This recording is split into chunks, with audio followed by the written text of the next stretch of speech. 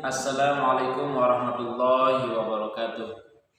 Alhamdulillahirabbil alamin. Rabbi shrah li sadri wa yassir li amri wahlul 'uqdatam min lisani yafqahu qawli. Allahumma barik lana fi Rajab wa Sya'ban wa ballighna Ramadan.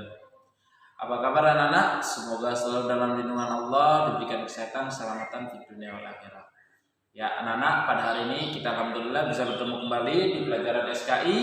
Ya, yang mana pada hari ini insya Allah kita akan bahas tentang Khalifah Abu Bakar kembali, yaitu bagaimana beliau memperluaskan wilayah untuk agama Islam.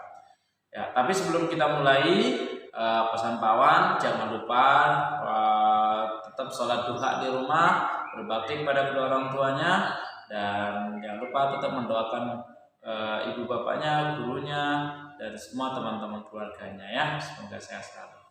Ya, mari kita berdoa. Semoga nanti setelah ini anak-anak bisa memahami sejarah bagaimana kaum muslimin memperjuangkan agama Islam dan melawan orang-orang kafir Quraisy di tanah Jazirah Arab.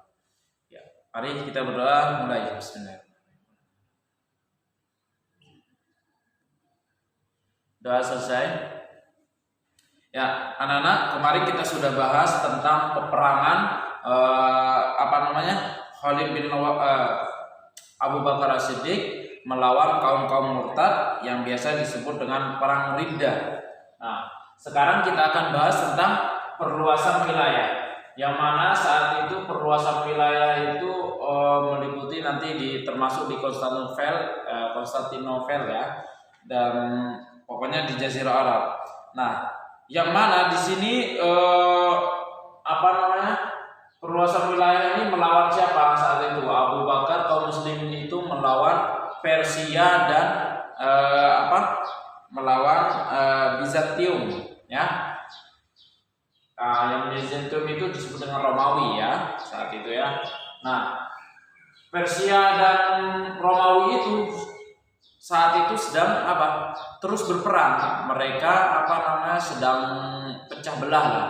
Nah, sehingga kesempatan emas untuk kaum muslimin untuk melawan orang-orang untuk Abu Bakar As-Siddiq langsung membuat strategi, yaitu melawan dua-duanya dengan bersamaan ya.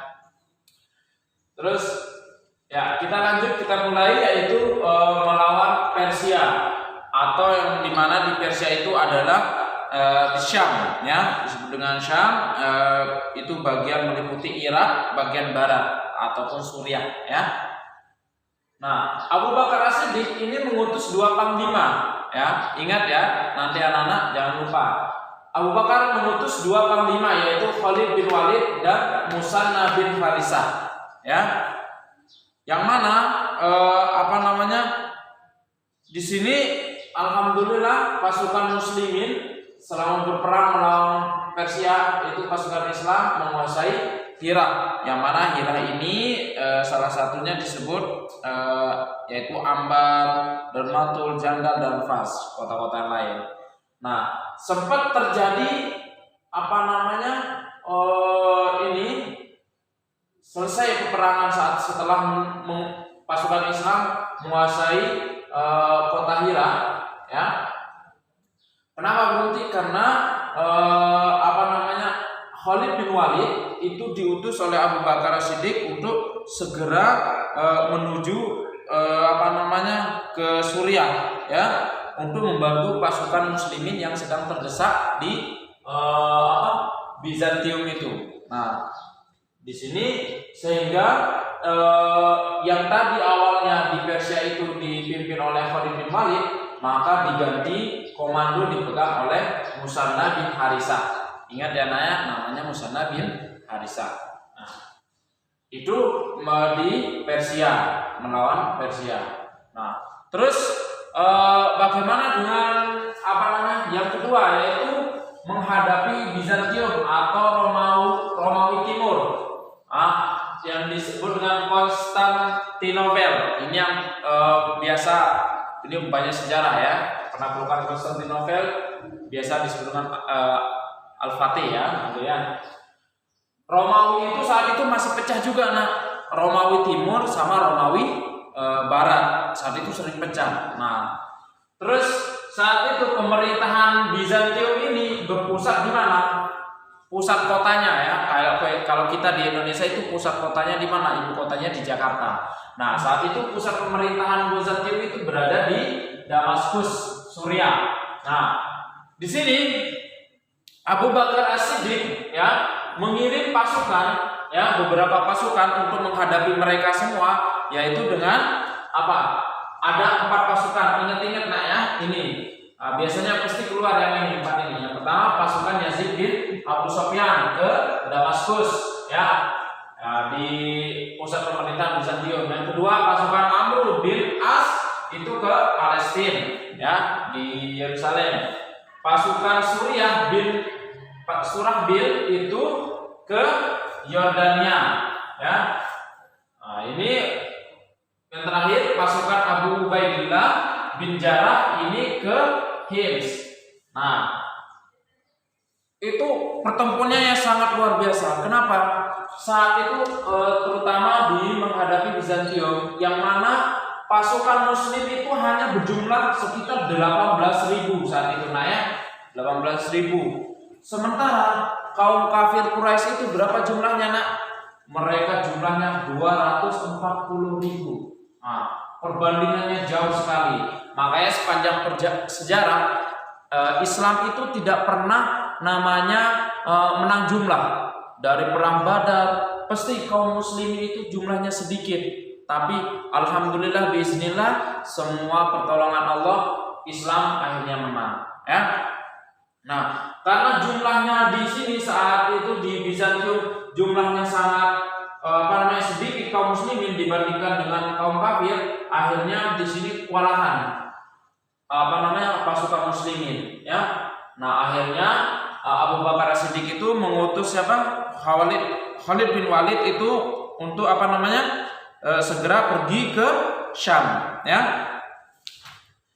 Untuk ngapain? Ya, untuk membantu pasukan muslimin yang ada di negeri Syam, yang mana beliau Khalid bin Walid ini itu sepanjang sejarah dia melewati gurun pasir sampai 18 hari ya.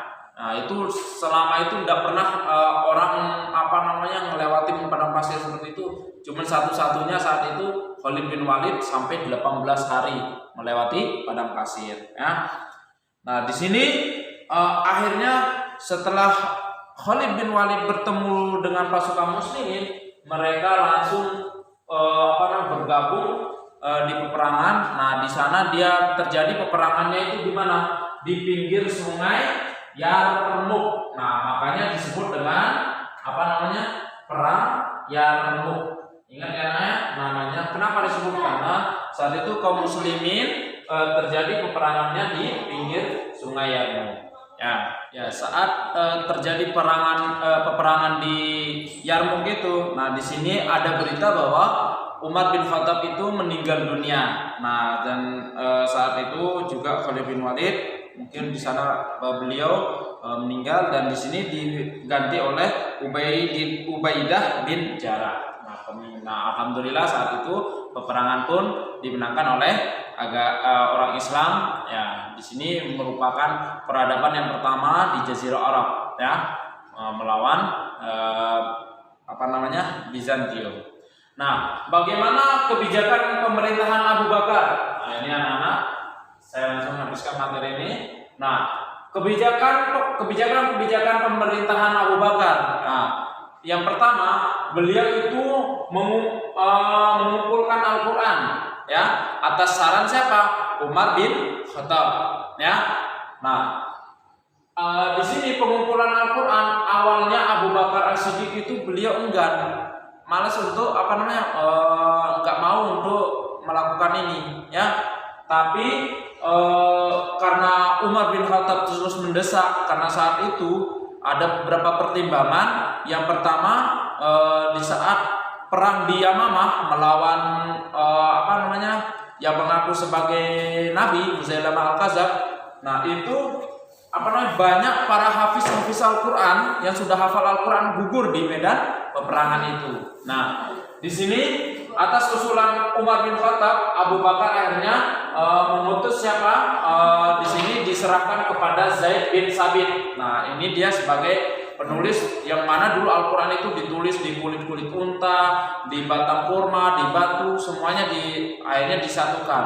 Nah, terus yang kedua, kebijakan Abu Bakar salah satunya itu selalu bermusyawarah dalam mengambil keputusan. Beliau nggak semau atas dirinya sendiri. Oh, begini harus begitu, enggak. Beliau tetap melakukan namanya musyawarah kepada seluruh alim ulama yang ada di sana, para sahabatnya. Nah, beliau juga selalu menjunjung tinggi perilaku Rasulullah dengan cara apa? Beliau membantu rakyat, ya. Terus apa lagi? Memberi perhatian kepada sahabat ketika sahabatnya sudah kelihatan mau butuh, mau naik pangkat lah kalau di sini, ya beliau langsung menyesuaikan dengan sesuai kemampuannya, ya.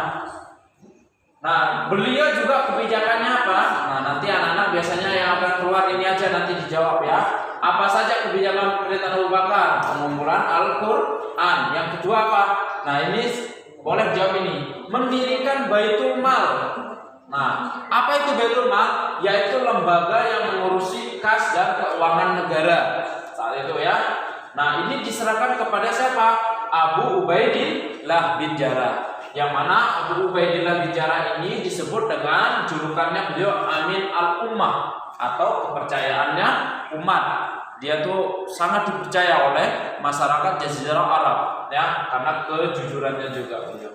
Nah, di samping itu beliau juga mendirikan peradilan, lembaga peradilan ya, yang mana ini Abu Bakar As-Siddiq menunjuk siapa? Diserahkan kepada Umar bin Khattab. Nah, selanjutnya beliau juga kebijakannya yaitu adalah masalah pembagian ghanimah atau harta rampasan hasil perang ya. Misalnya habis perang itu kan orang-orang bawa harta karun. Nah, di situ harta karunnya itu kalau Abu Bakar As-Siddiq itu dibagikan secara merata. Berbeda dengan Umar bin Khattab. Kalau Umar bin Khattab itu harta ghanimah ini harus dibedakan sesuai dengan kapasitasnya. Misalnya raja dapatnya segini, prajurit dapatnya segini. Nah, tapi kalau Abu Bakar berpendapat karena kita perang jihad fisabilillah, maka kita sama-sama perang, maka harta ghanimah itu, harta hasil peperangan itu harus dibagi secara rata, karena Allah sudah menjanjikan di akhirat nanti bahwasanya orang yang berjihad di fisabilillah itu adalah balasannya adalah surga ya. Lanjut, yaitu pembahasan wafatnya Abu Bakar As-Siddiq ya. Kembali lanjut, yaitu wafatnya Abu Bakar As-Siddiq. Nah, yang mana beliau pada tahun 634 Masehi, ya, ini beliau itu sudah mulai sakit panas. Saat itu terjadi perang Yarmuk yang di pinggir sungai Yarmuk itu beliau itu sudah sakit, ya, sudah panas ya. Nah, saat itu di perang Yarmuk sedang bercamuk ya, seru-serunya lah ya. Nah, di sini beliau sudah sakit. Nah, Abu Bakar As-Siddiq ini siapa? Menunjuk Umar bin Khattab sebagai pengganti beliau, karena saat itu beliau sedang sakit. Agar umat Islam itu tidak terjadi perpecahan di antara mereka semua. Akhirnya Abu Bakar sendiri langsung menunjuk Umar bin Khattab sebagai penggantinya, sebagai khalifah. Nah, dan disetujui oleh para sahabat saat itu. Nah, akhirnya apa yang terjadi? Nah, saat perang Kercang itu Abu Bakar As-Siddiq itu beliau menderita sakit 15 hari. Nah, beliau meninggal. Nah, ini biasanya anak-anak biasanya keluar yang ini ya, Senin tanggal 23 Agustus 634 Masehi. Beliau itu hampir sama umurnya, yaitu usia meninggalnya berarti beliau umurnya 63 tahun ya. Baginda Rasulullah juga 63 tahun ya. Nah, pemerintahan beliau itu cuma berapa tahun? Cuma sebentar, 2 tahun 3 bulan. Namun dengan 2 tahun 3 bulan ini ajaran Islam maupun agama Islam itu menyebar luas ke seluruh Jazirah Arab. Ya, perkembangan Islam sangat melesat ya saat itu ya, luar biasa. Ya. Nah, setelah beliau meninggal, nah beliau itu dimakamkan di sampingnya baginda Rasulullah SAW ya, di makamnya baginda Rasulullah. Makanya kalau kalian nanti anak-anakku, semoga semuanya Pak Awan maupun yang lain bisa berziarah ke makamnya baginda Rasulullah SAW. Nanti kalian akan bertemu nanti di Madinah, insya Allah ya, Masjid Nabawi. Ya, untuk itu anak-anak silakan nanti di garis bawahnya sekiranya sangat penting. Di halaman 99 sampai dengan 101 ya 102. Nah, silakan LKS maupun paket dikerjakan sendiri mandiri. Insya Allah minggu depan kita akan ulangan dan minggu selanjutnya kalian akan sudah ulangan tengah semester. Semoga ilmu yang kalian pelajari hari ini dan kita juga menjadikan ilmu yang berjariah. Selamat di dunia wal akhirah. Ila liqa. Assalamualaikum warahmatullahi wabarakatuh. Ila liqa.